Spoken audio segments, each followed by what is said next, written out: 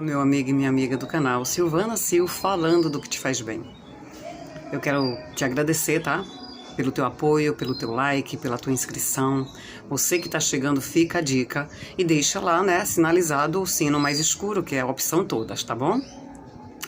E eu quero tratar, nessa ocasião, sobre um tema que ele é um tanto polêmico, muito explorado, inclusive, pelos religiosos no que diz respeito a acusar aquele que está passando por essa situação.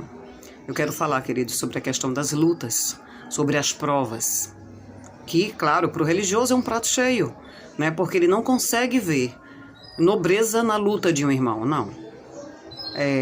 O que é lamentável.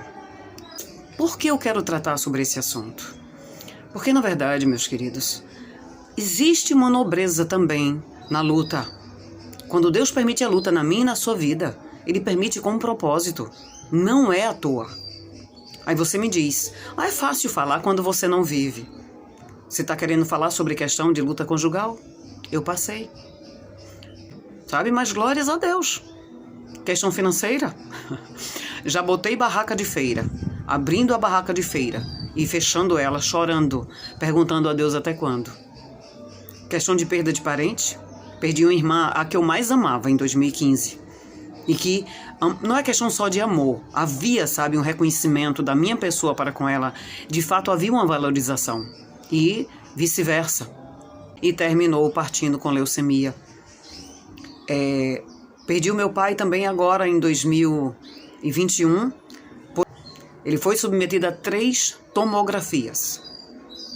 Uma praticamente após a outra, com espaço de pelo menos 10 dias. Onde a última fez com que ele broncoaspirasse. Um dos riscos para um idoso de 83 anos. Só que assim, queridos, eu continuo, apesar de todas as coisas, dizendo: Deus tem um propósito em cada luta. Ele é aquele que vai nos dar estratégias para vencer. Quando você pede a Deus, Deus me dê estratégias. Porque o Senhor sabe como eu posso vencer essa luta. Eu não sei. Eu não estou vendo saída. Porque tem situações, queridos, que a gente vê, olha e não consegue enxergar, né? Um norte, não consegue ver luz no fim do túnel. Só que se a gente for lá para Isaías 50, versículo 10, diz, sabe o quê? Quando estiver em trevas e não houver luz nenhuma, firme-se sobre o seu Deus. Isaías 52, 10, também versículo 10, diz: O Senhor desnudou o seu santo braço, pelo que todas as nações verão o grande livramento do Senhor. E é isso que acontece, queridos. Primeiro ele orienta: fique confiante em mim, permaneça firme em mim, porque eu posso te dar a vitória, né? Tá tudo parecendo que é trevas, parece que não tem solução. De Deus virá a solução. A solução que você não tem, Ele tem. A solução que eu não tenho para você, Deus tem. Tem aquele que Ele não suporta, até porque muitas vezes Ele não buscou refúgio na palavra de Deus. Porque, queridos, a palavra de Deus, ela traz cura para a nossa alma. Quando a gente, de fato, conhece a Deus através da sua palavra, e não apenas conhece de ouvir falar, como disse Jó, né? Jó disse justamente no capítulo 42, eu te conhecia só de ouvir, mas agora os meus olhos te veem. Ele só ouvia falar, de certo modo, das maravilhas que Deus tinha feito. Mas será que o Deus que abriu o Mar Vermelho, o Deus que simplesmente destruiu as muralhas de Jericó, muralhas que uma casa podia ser construída em cima, não tem poder para resolver o seu problema, meu amado, minha amada? Pode ter certeza que Ele tem. Como Ele me fez superar cada uma das situações pelas quais eu passei. Em relação ao meu pai, por exemplo, quando eu cheguei para Deus, sabe, eu estava muito triste nesse hospital, que eu falei, e ele simplesmente, infelizmente, saiu de lá inutilizado, porque ele broncoaspirou na 3ª tomografia, devido ao contraste, terminou indo alimento para os pulmões dele. E ali sim, ele passou a ficar precisando de oxigênio. Contratamos oxigênio, só que o oxigênio não veio calibrado como deveria. Foi um suplício para o meu pai. Só que o meu pai era uma pessoa resistente em relação a ceder ao Evangelho.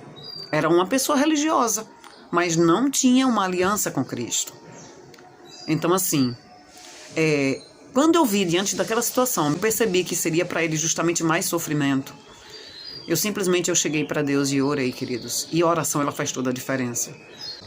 Eu cheguei para Deus e eu disse: Senhor, se o que tem sustentado o meu pai vivo são as orações dos... Porque, graças a Deus, amados, eu tive muito apoio espiritual nessa ocasião, sabe? A minha igreja estava orando, pessoas de igreja em oração, grupos de oração estavam orando, e eu estava vendo resultados. Só que agiu com um propósito. O meu pai aceitou a Jesus no leito. E Deus, sabendo que também ele estava amargurado porque estava com artrose, né? Deus preferiu fazer o que seria melhor para ele. E naquele dia, eu orando, eu disse: Senhor, e o que tem segurado o meu pai vivo são as orações, Deus, daqueles que são teus servos. Eu te peço, em nome de Jesus, que o Senhor prepare o meu pai e permita que ele parta. E prepare o meu coração. Quando eu terminei essa oração, queridos, toda angústia que havia no meu coração, ela foi dissipada. E o meu coração recebeu a paz de Deus. Eu pude, naquele instante, sentir uma alegria no meu espírito. Ele morreu na madrugada do dia seguinte, ou no final do dia, aproximadamente. Era um sábado.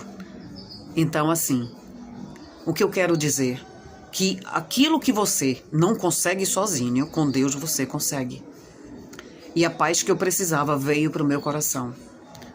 Claro, chorei mesmo depois disso, chorei evidentemente, porque foi uma perda irreparável, né? O pai você não repõe, mas assim, o consolo de Deus veio para o meu coração. E assim como Deus me ajudou em cada situação, querido, sabe? A superar cada luta, cada peleja, Ele também vai te ajudar. Creia. E Deus, o propósito dele principal, através dessa luta que você está passando, está escrito lá, em 2 Coríntios, capítulo 1, versículo 3.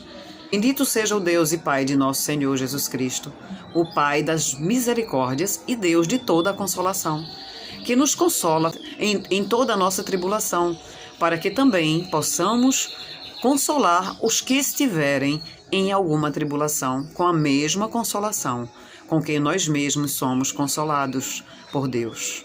Então, queridos, quando passamos por lutas, esse é o maior propósito de Deus, que eu e você possamos ser gabaritados por Ele, capacitados, amadurecidos, para cuidar também daquele que está padecendo alguma necessidade. Então, vamos olhar para o nosso próximo, tentando ver se há alguma coisa que ele precise de mim, e vamos dar o nosso melhor. E principalmente aproveitar aquela luta pela qual nós passamos, para dizer para aquele que está sofrendo: eu sofri, mas superei.